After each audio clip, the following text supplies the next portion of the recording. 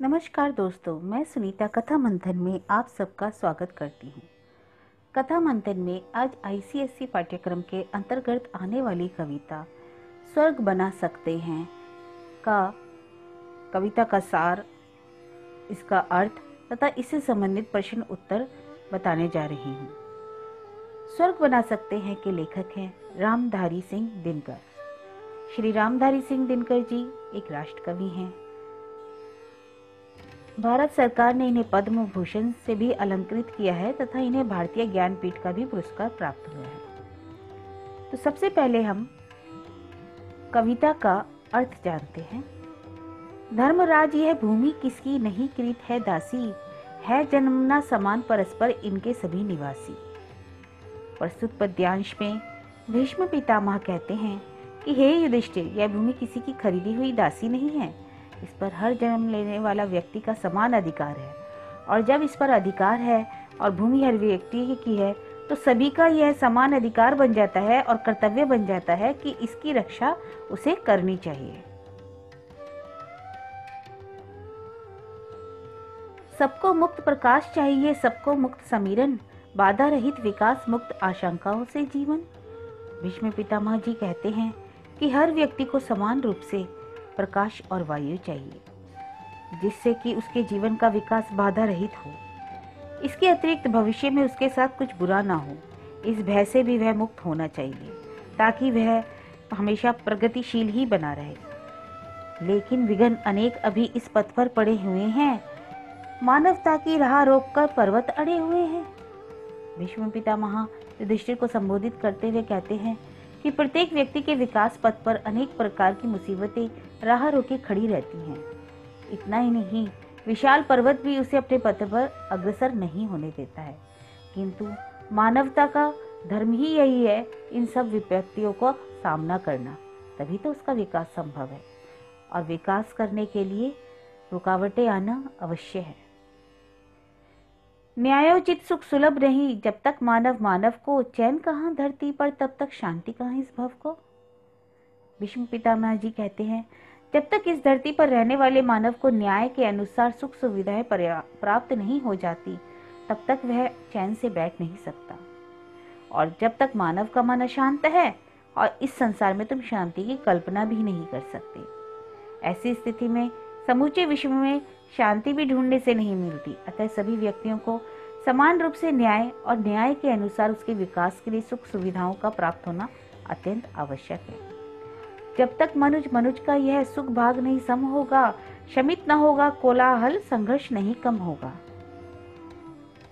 अर्थात जब तक प्रत्येक मनुष्य को एक समान अनुपात में उसका सुख प्राप्त नहीं होता, जब तक चारों ओर सुनाई पड़ने वाला यह कोलाहल और शोर शराबा शांत नहीं होता, परिस्थितियों के अनुरूप प्रत्येक मनुष्य अपने सुख शांति को प्राप्त नहीं कर लेगा, तब तक वह इसे प्राप्त करने के लिए संघर्षरत रहेगा।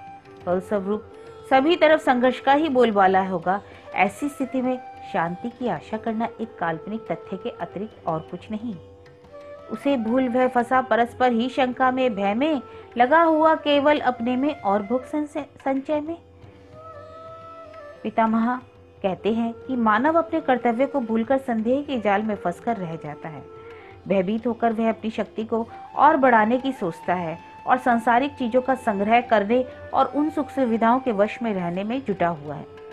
अर्थात मनुष्य केवल स्वयं का हित ही साधने में दिन रात संघर्षरत रहता है। उसे किसी भी तरह से इस धरती के अन्य लोगों की परवाह नहीं। ऐसे में शांति की कल्पना करना कठिन ही नहीं अपितु असंभव है। दिए वे सुख इतने हैं विकीर्ण धरती पर, भोग सके जो उन्हें जगत में कहाँ अभी इतने नर। भीष्म पितामह जी कहते हैं कि ईश्वर ने मनुष्य को इस धरती पर अनेकों प्रकार के सुखों का इतना विशाल भंडार दिया हुआ है, यदि उसका सही ढंग से वह इस्तेमाल किया जाए तो धरती के सभी मानव भी उसका उपभोग करने के उसे खत्म नहीं कर सकते, किंतु मनुष्य ऐसा नहीं करता। तात्पर्य यह है, ईश्वर द्वारा प्रदत्त सुख सुविधाओं के भंडार को पूर्णतया उपभोग किए जाने की दृष्टि से समूचे जगत में मानव कम है, परंतु मनुष्य अपने ही सुख उपभोग करने की लालच में दूसरे को नहीं अपने साथ लेता है।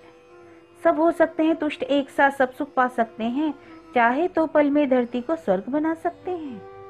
पितामह कहते हैं, ईश्वर ने मानव सुखों को तो अमूल्य भंडार दिया है, समूची धरती मानव के लिए तृप्त की है, परंतु ईश्वर द्वारा प्रदत्त सुखों को आधार बनाकर यदि वे समान रूप से सभी प्रकार के सुख प्राप्त करें और भोगें तो सबको सुख प्राप्त होगा। इसके लिए आवश्यकता है बस तो परस्पर तालमेल की। ऐसा करके यदि वे चाहे तो धरती को स्वर्गलोक बना सकते हैं। यह एक सत्य, पूर्णतः सत्य है, इसमें कोई दो राय नहीं है। तो यह था कविता का अर्थ। कविता का सार यह है, भीष्म पितामह युधिष्ठिर को उपदेश देते हुए कहते हैं कि हे धर्मराज, इस धरती पर जन्म लेने वाले हर व्यक्ति का इस भूमि पर बराबर का अधिकार है, समान अधिकार है। इसलिए हमें मिल बांटकर प्रकृति द्वारा वस्तुएं जो ईश्वर ने हमें दी हैं, जिससे कि धरती मानव उसका उपभोग करके धरती को स्वर्ग बना सकता है, हमें उसका समान रूप से उपभोग करना चाहिए। सबको समानता का अधिकार मिलना चाहिए। सब अगर मिलकर चलेंगे तो रास्ते में आने वाली हर मुश्किल का सामना आसानी से कर सकते हैं। हमें हर व्यक्ति के दुख में दुखी एवं सुख में सुखी होना सीखना चाहिए। हे युधिष्ठिर, ईश्वर ने इस संसार में मनुष्य को सुखों का इतना विशाल भंडार दिया है कि अगर मनुष्य चाहे तो उसे उन सब सुखों को पाकर तृप्त हो सकता है, धरती को स्वर्ग बना सकता है। ईश्वर ने धरती को इतना विशाल भंडार दिया है कि उसका उपभोग करने के लिए मानव कम है, किंतु हमारी लालच की भावना, एक दूसरे को ना समझने की भावना ने हमें इतना स्वार्थी बना दिया है कि हम अपने सिवा दूसरों को देख ही नहीं पाते हैं। कवि कहते हैं कि अभिप्राय यह है कि हमें आपस में मिलजुल कर काम करने और एक दूसरे की भावनाओं को समझते हुए उन्हें उचित सम्मान देना चाहिए, ताकि हम सब मिलकर जीवन की प्रत्येक समस्या पर विजय पा सकें। प्रश्न है, स्वर्ग बना सकते हैं कविता का उद्देश्य स्पष्ट करो। स्वर्ग बना सकते हैं द्वारा रामधारी सिंह दिनकर जी ने भीष्म पितामह के कथन और उपदेश को बताया है, जो वह युधिष्ठिर को दे रहे हैं।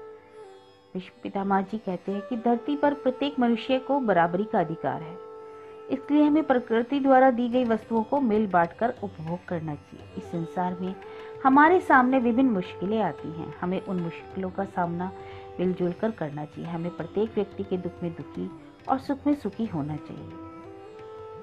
प्रकृति ने मनुष्य को बहुत सुख दिए हैं। इस धरती को ईश्वर ने काफी संपदा दी है, जिसे अगर हम मिलजुल कर इस्तेमाल करें तो वह कभी खत्म ना हो और धरती स्वर्ग बन जाए। इसलिए हमें मिलजुल कर रहना चाहिए और एक दूसरों की भावनाओं की कदर करनी चाहिए, ताकि हम प्रत्येक समस्या पर विजय प्राप्त कर सकें और धरती को स्वर्ग एवं जीवन को समृद्ध एवं खुशहाल बना सकें। प्रश्न है, कवि के अनुसार जीवन की सार्थकता किसमें है? उत्तर, कवि के अनुसार जीवन की सार्थकता मिलजुल कर काम करते रहने और एक दूसरे का साथ देने में है। हर के सुख में सुखी और दुख में दुखी यदि मनुष्य हो जाए तो धरती पर कभी खुशी की कमी नहीं होगी। सुखों को बांटना और बांटने से ही जीवन में, संसार में खुशहाली आती है, और यदि जीवन खुशहाल है, तृप्त है, तो जीवन सार्थक है। जीवन सार्थक होता है जब हम उसके मूल्य को समझते हैं, तभी यह धरती स्वर्ग बन सकती है। स्वर्ग बना सकते हैं कविता की भाषा शैली पर विचार करें। उत्तर, प्रस्तुत कविता की भाषा सरल, स्पष्ट और भावनानुकूल है। भावों की अभिव्यक्ति में यह भाषा सक्षम है। कवि ने बहुत ही सुंदर शब्दों के माध्यम से और सुंदर अलंकृत शब्दों के द्वारा कविता को आकर्षित बनाया है। संबोधित शैली का प्रयोग किया गया है। जब भीष्म पितामह कहते हैं हे धर्मराज कहकर युधिष्ठिर को संबोधित करते हैं, भाषा में प्रभावात्मकता और संगीतात्मकता है। उचित विराम चिन्हों का एवं सरल शब्दावली का प्रयोग करके भाषा को कविता में अत्यंत ही सुंदर बनाया गया है। तो यह था स्वर्ग बना सकते हैं कविता का भावार्थ, अर्थ, सार और उद्देश्य।